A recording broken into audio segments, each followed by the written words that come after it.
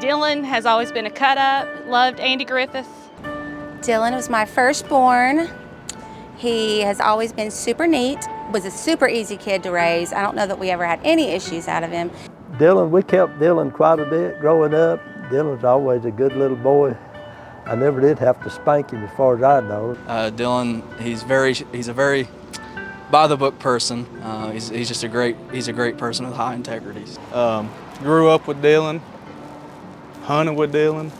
See, I've known Dylan basically all my life, since kindergarten, first grade. Oh yeah, he's my first best friend. We've been tied ever since. Yep, he'll be my best friend for life. He was always funny and real kind. He always just kind of was there for me when I needed it most.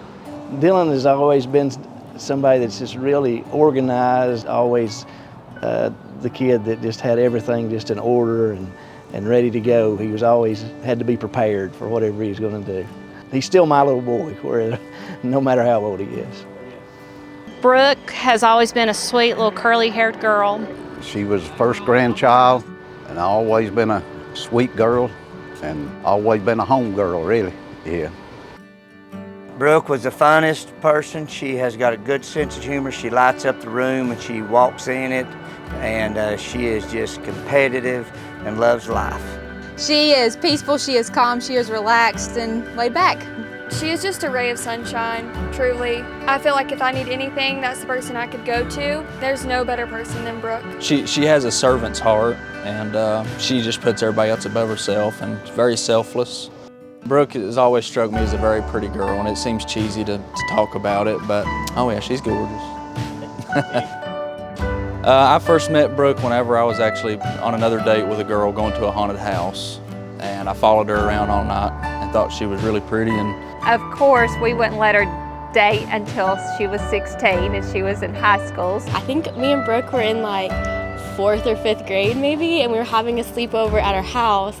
And she goes to get in the shower, she runs back to her bedroom, grabs her phone, and she was like, I can't leave my phone in here, I have to take it in there, because if my mom sees I'm texting Dylan, I'm gonna be in a lot of trouble. And I was like, who's Dylan, who's Dylan? And she was like, oh, he's like my boyfriend. Back in middle school when they first started dating, we just kind of knew it would be like a forever thing. Remember, Dylan was old, head over heels for the old girl. And just from the moment they met, I knew that they were just the perfect pair. As long back as I can think of when they were dating and everything was definitely the high school mornings. Dylan and Brooke would get to school really early and they'd have to drag us along because we didn't have our license yet.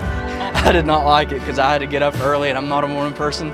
I would actually sit in the car with Blake and Brooke would get in the truck with Dylan, and I would always hate it because I had to get my seat up and I was always so tired. I remember.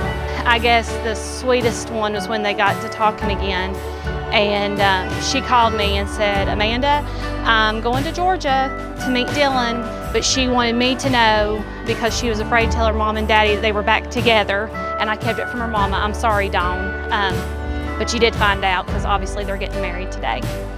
We just winded up just messaging, just very, and I was able to get a job back at home permanently, and we started, going out some more and started dating again. And Dylan asked me to help him with the proposal. He called me one day when I was at work, and he was like, I know that you know what this call's about. I do recall him having the ring shipped to my house. He told me, do not look at it, don't touch it. Of course, I opened it, I looked at it.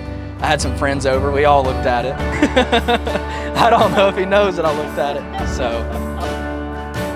Dylan called Kevin and asked Kevin for Brooke's right hand in marriage. He come and asked me, and he done it.